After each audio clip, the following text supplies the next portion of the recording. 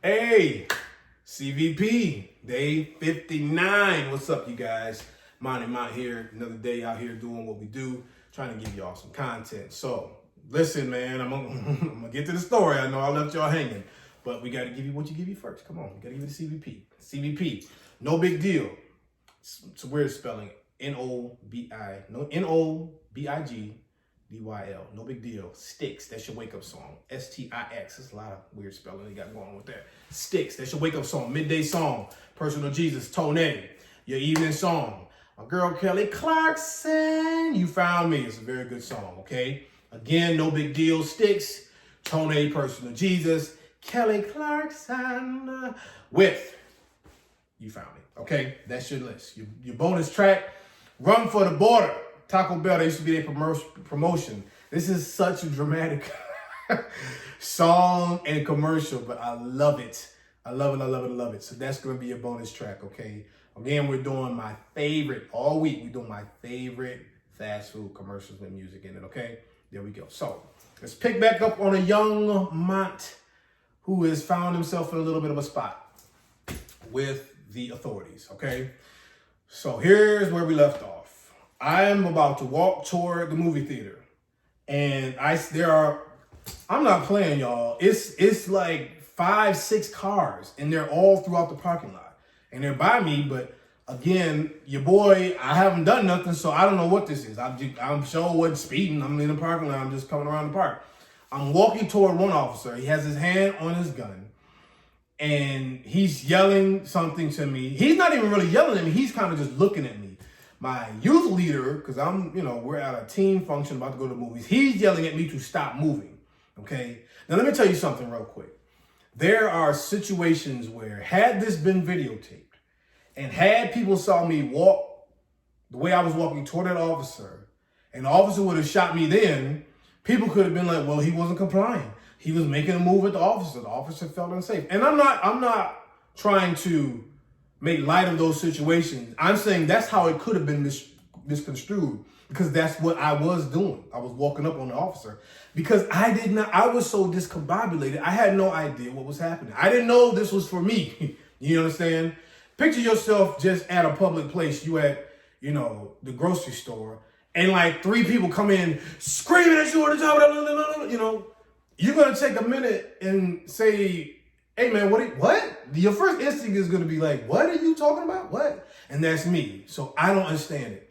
So I'm facing the one officer. My youth leader tells me to stop moving, right? So he says that. And then I start hearing, oh, is this for me? Are they doing all this because of me? And when I turn around behind me, so remember, I walked from my car out, I made a right. If I would have made a left and I turn around and see behind me, now there is a female officer. Now, she has her door open to her car, and she does not have her hand on her gun. Her gun is out pointing at me, and she's the one really yelling at me. Sir, get back in the car. You get back out of the stuff. And it's hitting me like, what? Y'all talking to me? Oh, okay. And she's just, and I'm so casual, like, okay, yeah, what? Because I have not done anything. I told y'all in the first thing, they're at a 10. I'm at a 1. I don't even understand what's happening. So I just kind of walk. I'm not even scared. I'm just totally confused. Like, what are y'all doing? I get back in the car.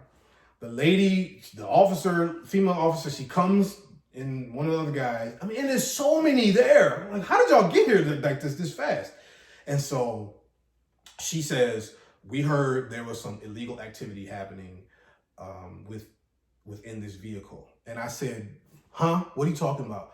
She said, well, we heard that there was maybe a drug sale happening or maybe some drug paraphernalia involved with this vehicle. So apparently they was waiting for me this whole time once the security guard called them and was just laying and waiting for me, and I didn't know. Now, here's why the security guard called. And I started retracing my steps because I said, bro, we ain't even done nothing but was waiting by the thing. Now, here's what happened. My friend, we went to the mall. He went to a candy store in the mall, where you just get a bunch of gummy bears, you put them in a bag, or you get Jolly Rancher, whatever. You get a bunch of candy, put it in the bag, you weigh it, whatever, and you pay for it. Here's what we were saying when he got the candy. And here's what, I remember the whole thing now, the officer heard, or the security guard heard. We were like, yo, how much did you pay for that? He said, I paid $5 for it. And we were like, you paid $5 for a pound? And I'm like, man, you could have got that way cheaper right down the street, man. $5 for a pound. I would never pay no $5 for a pound. Because we're talking about the weight of the candy. But this guard heard just that, and he called the police. So finally, my team leader comes, and we're like, man, we talking about this candy, bro. We going to the movies. Y'all got it all wrong. And they wanted to search the thing. But honestly, man, they could have shot me because I was not complying, because I didn't understand what was that. So I kept moving. I was moving. I'm walking right in front, right to the officer. Because I didn't think it was for me. You understand? So sometimes when you see things, and I love people to say, you comply and you'll be fine. But that could have been that could have went a whole different way, because again, I had no idea these officers were there for me because I had not done anything wrong. I wasn't even suspiciously doing anything wrong in my case. I'm just a kid going to the movies, but they could have misconstrued it. And it wasn't, I mean, it was probably an old nosy security guard fault that this all happened. He gonna call the police on us. But the officers were doing their job because they were told something was happening. They figured me as a suspect. But, you know, it kind of escalated, I felt, because old girl didn't have to have her gun out on me and stuff like that. I felt that was a bit much. But at the same time, they were shouting commands at me, and man, people have been shot for less than that. So that was story one. I'll tell the other story at a different time, but it was almost the same kind of circumstances, man. Y'all be careful out there, man.